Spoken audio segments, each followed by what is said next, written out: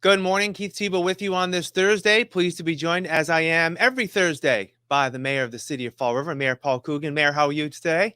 I'm doing okay, Keith. How about you? I am well. I'm back in my office, back in our studio. Only member of our staff back. It's good to be back to where we should do this all the time. So I appreciate that, and it's good that things are sort of getting back to normal. I want to start this week with the letter that the superintendent of schools, Matthew Malone, sent the school committee this week, announcing his plans to resign on November 1st. Let me just first ask you, Mayor, your response to the resignation letter, and have you had a chance to speak with the superintendent? No, I'll probably talk to him today. No, I think that the superintendent made the decision he thought was best for him. Obviously, there was a number of things that we were dealing with involving the superintendent, and when he weighed everything, he came up with this solution. I was always not able to participate in a lot of these discussions, but at the same time, the superintendent, realized that this is not a position he wants to work in because, of what happened, and he wants to go back and get a position that helps him and his family, and that's the best you can say about it. I don't know. I don't know what triggered it, but he went forward with his letter, and that's where we are now. As you know, there are members of the school committee that have been critical of the superintendent, specifically after the incidents of last fall and earlier this year. Some are asking for a special meeting to terminate the superintendent as soon as possible. The next school committee meeting is on the 14th. You're the chair of the school committee. Any plans on holding a special meeting on this matter? Not right now, but maybe by the end of the day, that'll change. We're looking at some things that we think we can work with all the members of the committee on to come in with something unified in relation to the superintendent's end of his career in Fall River. I mean, let's look at it. We're talking about now the superintendent is leaving. We're simply talking about when does he go. That's what we're talking about now. The November 1 date was the date he picked. Is that the best date for the city of Fall River?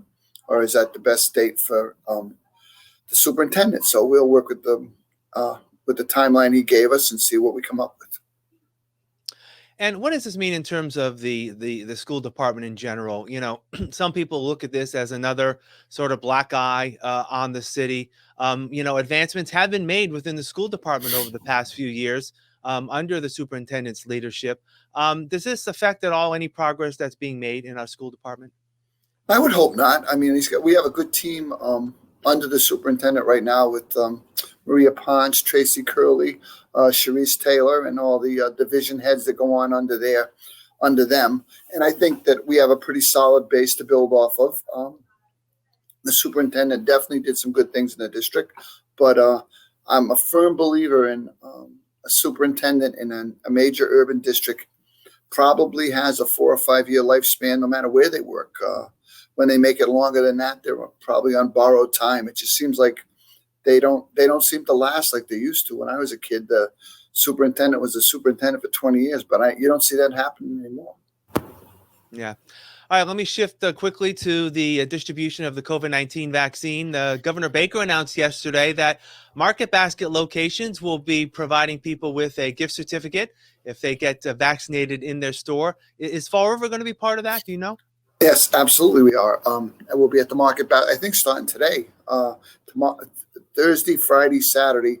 We'll put the hours up on our website, but it is a $25 gift card into Market Basket to get a vaccination.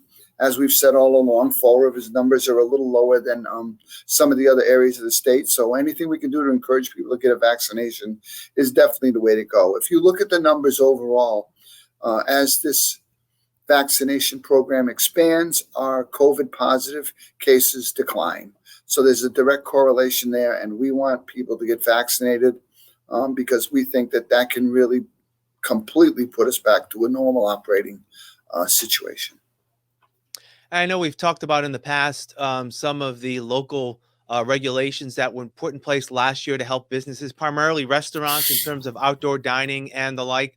Does that have to be first passed by the legislature, or can you as the mayor sort of, if you wanted to, continue these types of processes moving forward? I believe we can continue them. I know there's a meeting today with Elena and some of the people on outdoor dining. So that's going forward right now. We're not going to do anything to limit that. We want people to that want to set up outdoor dining areas to work with us and to make sure we comply with all the local regulations. But again, we're not going to put any brakes in front of that. We'd like to see that they're doing it in a safe way, but at the same time, they're able to do it.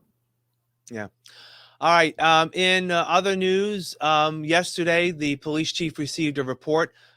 People may remember that a few weeks ago, one of the communications officers for the police department posted something on the department's Facebook page that was meant for his personal Facebook page, Captain Heward. Yesterday, a report came back to the chief. The captain will be suspended for a period of time. Do you support that punishment? I do, in the context of the entire career that the gentleman's put into the Fall River Police Department. Well, obviously, coming from an education background, you have a 25-year teacher that made a mistake with a student or with a parent or in something in their administrative duties.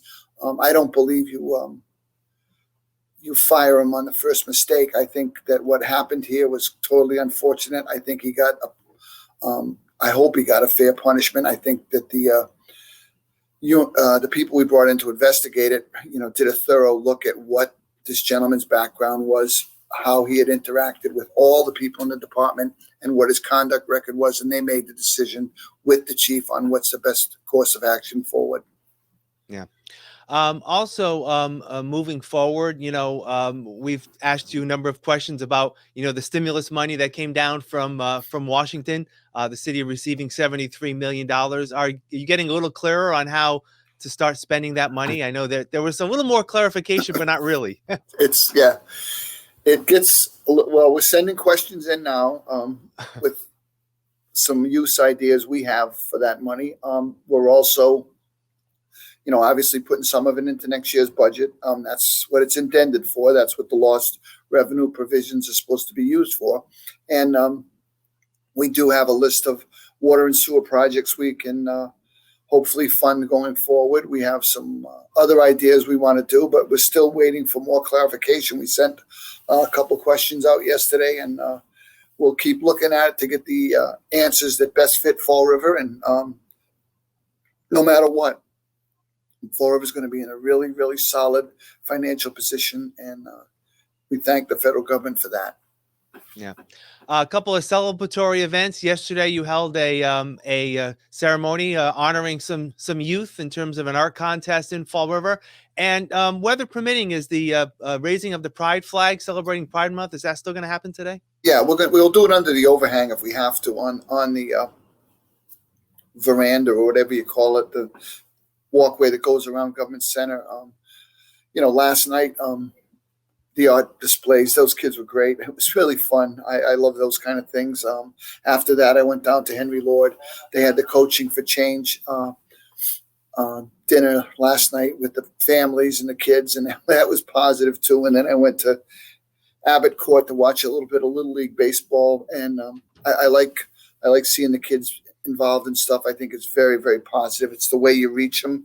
It's the way to get them to understand what it's like to be part of a community. And all those events yesterday were very, very positive, and especially the art program, Celebrate Fall River. I thought Patty Rigo and the art council did a great job with that, and we'll have more in the future. Yeah. And of course, tomorrow night, Bristol Community College, BMC Durfee High School graduation, a little bit more normal this year. And that'll be another great event for our communities. I'm sure you're looking forward to that. There's 3 tomorrow. We got Resiliency Preparatory in the morning. I believe we have Argosy Charter School in the afternoon, and then we roll right into Durfee. So it's going to be a hectic day, but these are the people that have worked through some of the most trying educational conditions I've ever heard of. I was just talking about that with someone in the office. The last 2 years for these kids has really, really been a challenge, and they persevered and got through it. And it's nothing out of my day to go down and honor those kids. I love doing it, and it's really something important to me. I've been to all of them, and I'll keep going. Yeah, absolutely. All right, Mayor Paul Coogan, thank you for your time as always. We'll talk next week. Thank you. Okay, Keith, thank you.